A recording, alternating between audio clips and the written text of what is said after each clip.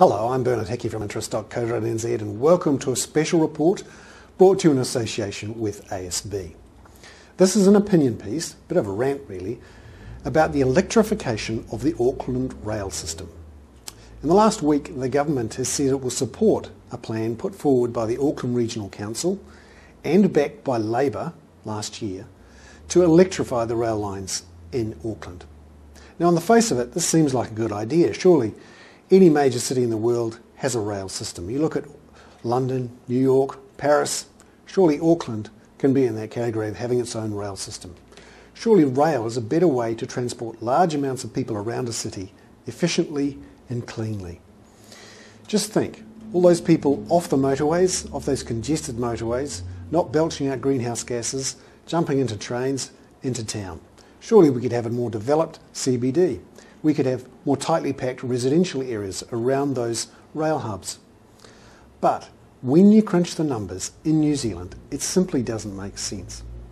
And so I'm a bit surprised that the government is going ahead with this Labour plan. Surely, when you have a good look at the costs and benefits of this, you find it doesn't make sense. So, we're wondering why the government's doing it. Surely they've done some analysis, or the Treasury has done some analysis to show that it now makes sense. Can you show us this analysis? Well, actually, the announcement yesterday from Stephen Joyce had none of this analysis, and we're still waiting to hear of it.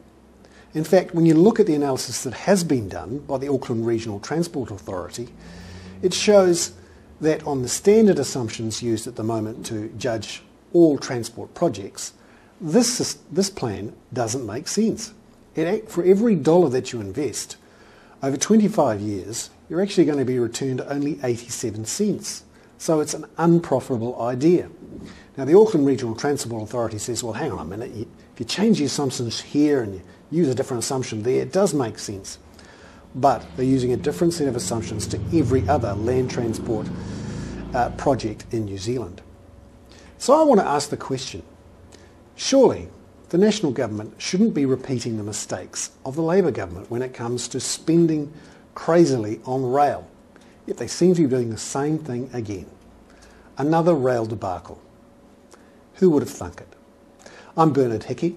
That was a special report, an opinion piece, brought to you in association with ASB, and obviously ASB isn't necessarily in agreement with those comments.